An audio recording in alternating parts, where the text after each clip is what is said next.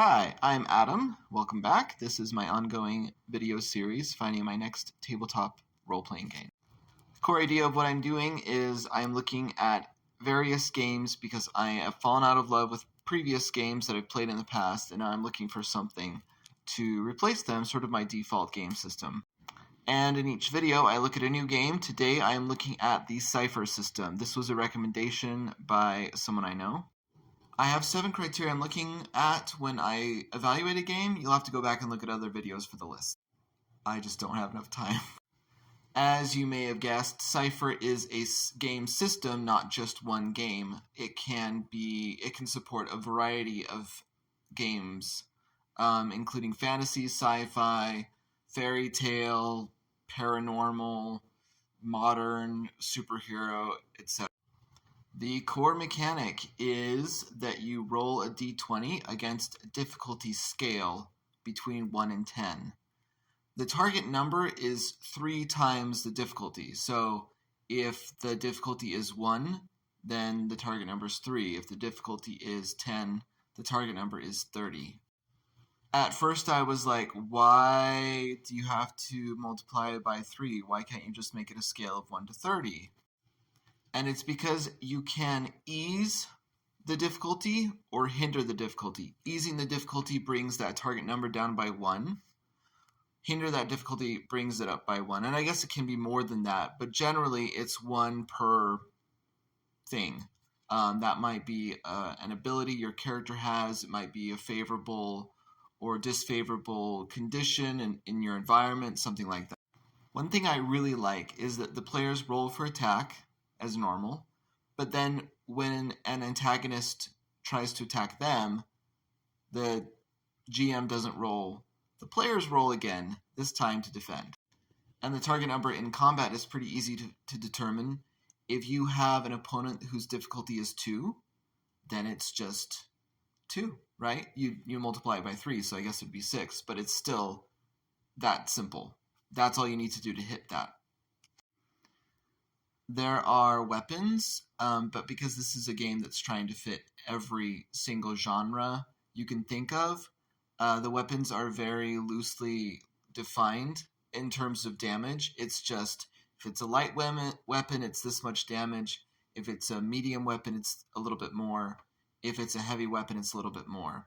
And then your damage can be modified if you roll a 17 or higher. 17 or 18, you add a little bit of damage, and then 19 or 20, you deal more damage, and then you also inflict a special condition, like maybe you knock them back, maybe you knock them down.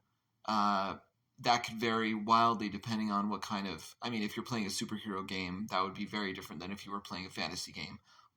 How you would imagine that special condition to be.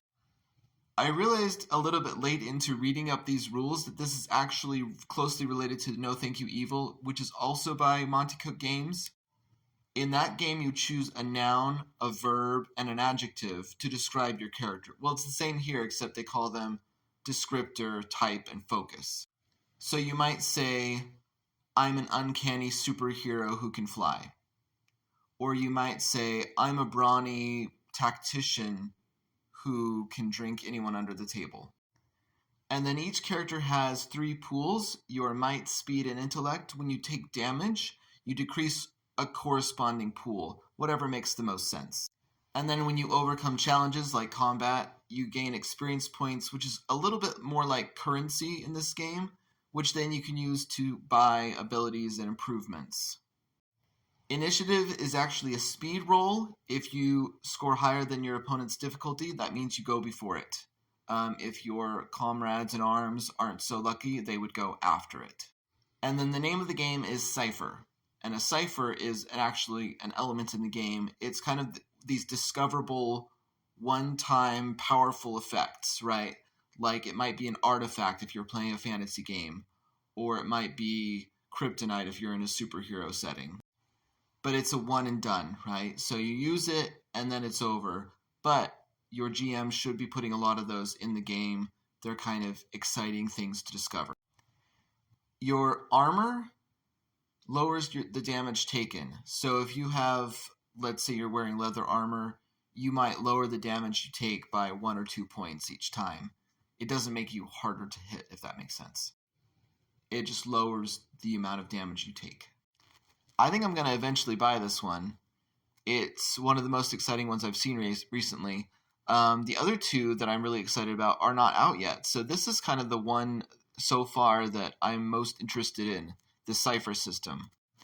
I really don't have a lot of criticisms for this one, except maybe that it feels daunting, because if you're not content with the campaign settings that are already out there, and there are quite a few, so I might be, but if you're not, then you have to sort of get grounded enough in the rules to be able to design for it, even if you're just sort of a hobbyist GM and not a professional or semi-professional.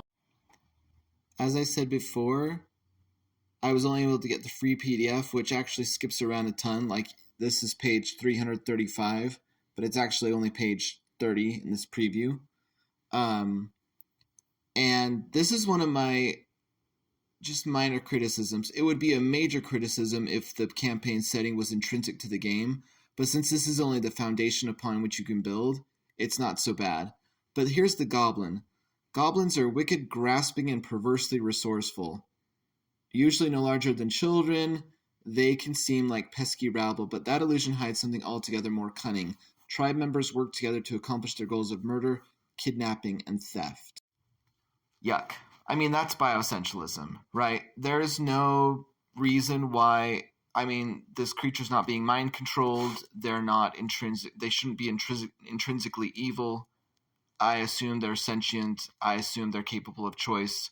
But for some reason, they're all pesky rabble. They're all wicked and grasping and perversely resourceful. They all engage in murder, kidnapping, and theft. I'm sure that the designers of this game, whoever wrote this, would probably say, oh, no, this is generalized. There are definitely exceptions. But I'm like, but you're generalizing, and that is a problem in and of itself. At least it's a problem for me. And maybe you disagree, and maybe that would be fine. But I would totally rewrite the lore for goblins to say, it depends on their culture, depends on the individual, depends on a lot of things. They're not all one way.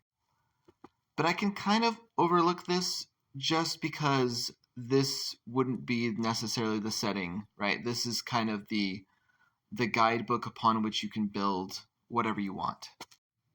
I'd probably want to buy the main book, the Cypher system rulebook, and then maybe one of their fantasy campaign settings like Godforsaken.